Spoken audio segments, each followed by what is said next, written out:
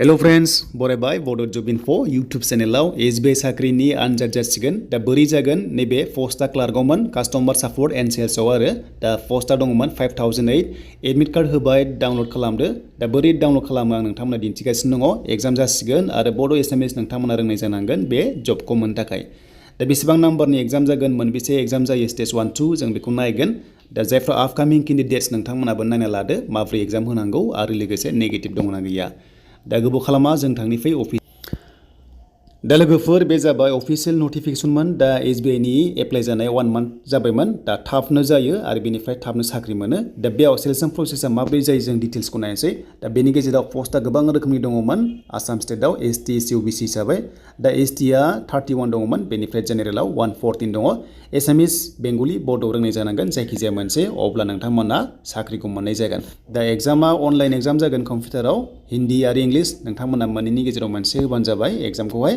एग्जामा फार्स्टआव 100 मार्क्सनि एग्जाम जागोन सेलेक्शन प्रसेसखौ नायदो दा बेनि गेजेराव साबजेक्ट सिलेबासआ इंलिश थाबाय निउमेरिकेल थाबाय बेनिफ्राय रिजनिं थाबाय बे जाबाय 100 मार्क्सनि एक्सट्रा कुइसन बेनिफ्राय मार्क्स दङ गासै नोंथांमोना 1 आवर एग्जाम होनो मोनगोन देन बेनिफ्राय नेगेटिभ मार्किं दङ जुदि मोनब्रै रं जायोब्ला 1 नाम्बार बेनिफ्राय डिडाक्ट जागोनबा माइनास पइन्ट दङ अके स' बेखायनो हाइखौ नोंथांमोना एटेम्प्ट खालामनाङा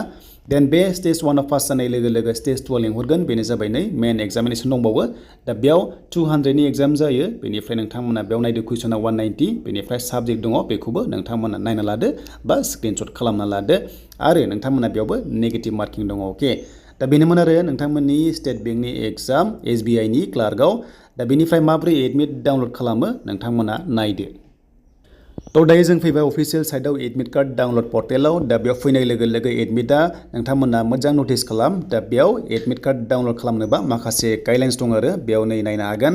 दा बेनिफ्राय जोङो हिन्दी आरो इंलिश मोनसे सेलेक्ट खालामदो बेनिफ्राय रेजिस्ट्रेसन नाम्बारखौ होदो बेनिफ्राय पासवर्डआ नोंथांमोननि बार्थडे दा बोरै होगोन बेखौ आन्दायनाङा नोंथांमोना बेयाव नुखादों नै डेट अफ बार्थ होनांगोन हमना ला 01 बेनिफ्राय ओरैहाय होनानै थ' 01 बेनिफ्राय नोंथांमोननि माखासे डेट अफ बार्थखौ मोजां गोरोबहोनांगोन हमना ला 1990 बा बे 1990 नंजोबा नोंथांमोना जास्ट नैबे 90 खौल' होनांगोन लास्ट डिजिटआ बेखौल' होनानै एडमिट नोंथांमोना डाउनलड खालामनांगोन अके नोंथांमोना आन्दायनाङा 2000 आव नोङो जोनोम जादोंबा स' नोंथांमोना नैबे मोननै 00आ बेखौल' होनांगोन इयारखौल' दा लोगोफोर बेनोसोमोन दिनैनि एडमिट कार्ड डाउनलड प्रसेस दा SBI नि दा बेनिफ्राय आपकामिं रिजाल्टस फैथारसिगोन नभेम्बराव बेनो जाबाय ADRE ग्रेड 3